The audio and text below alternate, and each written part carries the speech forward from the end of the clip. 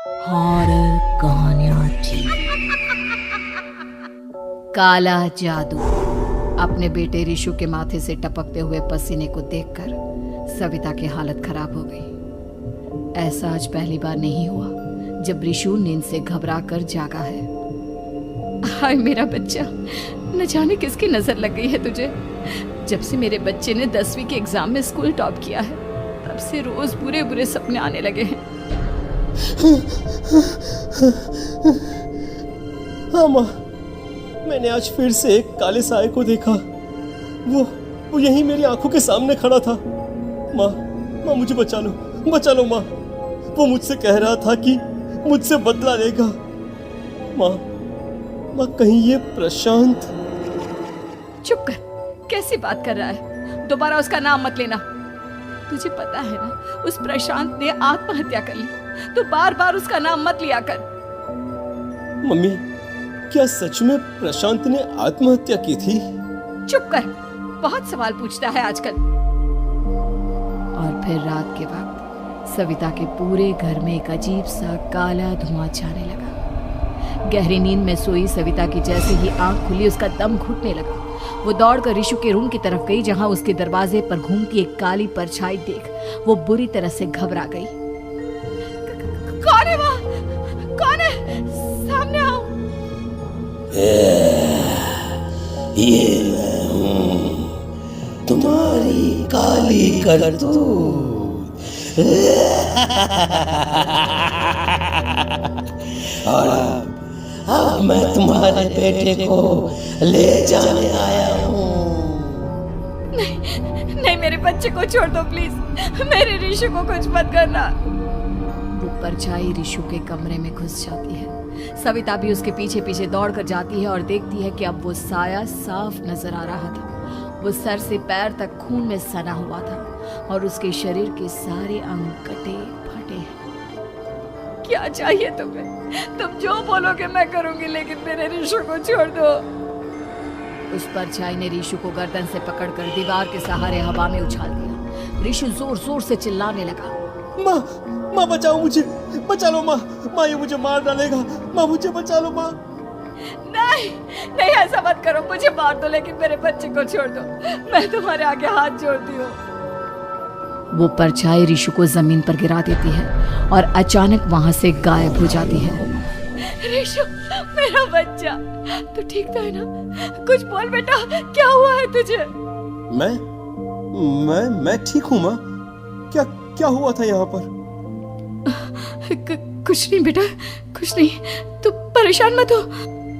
हम कल ही गांव के बाहर जो तांत्रिक महाराज रहते हैं उनके पास चलेंगे। ठीक है माँ, हम जल्द ही उनके पास चलेंगे। मुझे बहुत डर लग रहा है माँ। ये बार बार मुझे डरावने सपने आना, ये सब हमारे साथ क्यों हो रहा है माँ? अगले दिन सविता अपने बेटे रिशु को लेकर गांव के बाहर तांत्रिक के पास जाती है। जिस जगह पर तांत्रिक रहा करता था वो जगह बहुत डरावनी थी।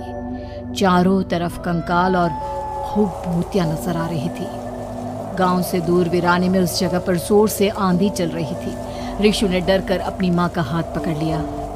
माँ मुझे बहुत डर लग रहा है। ये कैसी जगह है? देख बेटा, हमारे साथ जो कुछ भी हो रहा है उसका इलाज सिर्फ और सिर्फ ये तांत्रिक महाराज ही बता सकते हैं। अब यही है जो हमें प्रॉब्लम से बाहर निकाल सकते हैं। जैसे ही सविता और रिशु तांत्रिक की झोपड़ी के अंदर पहुंचे, वहां का नजारा देखकर उनकी आंखें फटी की फटी रह गई। तांत्रिक की झोपड़ी के अंदर कई सारे लोग अपनी गर्दन घुमा घुमा कर जोर जोर से चीख रहे थे। कौन हो तुम और यहाँ क्यों आई हो? महाराज, मेरे बेटे को कुछ दिनों से एक डरावनी काली परछाई नजर आती है और कल रात उसने मेरे बेटे पर हमला भी कर दिया।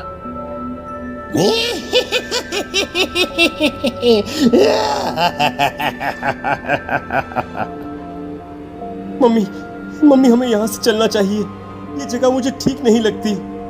नहीं बेटा, ऐसा नहीं कहते। रुक जाओ, 2 मिनट के लिए रुक जाओ। क्या कहा? काली परछाई? तुम्हारे बेटे पर किसी काली परछाई ने हमला किया? हाँ महाराज, वो कह रही थी कि वो मेरे बेटे को कुछ कर देगी। कोई उपाय बताइए महाराज, मेरे बेटे के साथ कुछ गलत नहीं होना चाहिए। तुमने किसी दूसरे के साथ गलत किया है तो तुम्हारे साथ भी गलत होकर ही रहेगा। तुमने किसी की जान ली है, किसी को मार डाला है तुमने। नहीं महाराज, मैंने ऐसा कुछ नहीं किया, मैंने किसी की जान नहीं ली। मुझे कोई उपाय बताइए। लगता है तुम इतनी आसानी से नहीं मानोगी। मैं तुम्हें अभी उस काली परछाई से मिलवा देता हूँ और वही सारा सच तुम्हारे सामने लेकर आएगा। हाँ? सविता और ऋषु ने डर के मारे अपनी आंखें बंद कर ली। तभी अचानक तांत्रिक की झोपड़ी में अजीबोगरीब आवाजें गूंजने लगी। सविता और ऋषु बुरी तरह से कांप रहे थे। आंखें खोलो और अपने सामने देखो। क्या यही है वो जिससे तुम कल रात को मिली थी? बताओ मुझे। हाँ, इसने कल रात मेरे बेटे के ऊपर हमला किया था। ये उसी लड़के की भटकती हुई आत्मा है जिसे कुछ दिन पहले तुमने मार डाला था। मम्मी, ये महाराज क्या कह रहे हैं? क्या सच में आपने किसी की जान ली है, किसी को मार डाला है? अगर हाँ तो बताइए ना मम्मी, किसको मारा है आपने? किसको? तुम्हारी माँ इतनी आसानी से सच नहीं बताएगी बेटा। इसने एक बच्चे की जान ली है। कहीं उसका नाम प्रशांत तो नहीं महाराज? वो मेरा दोस्त है, मेरा मतलब मेरा पड़ोसी है। सही पहचाना।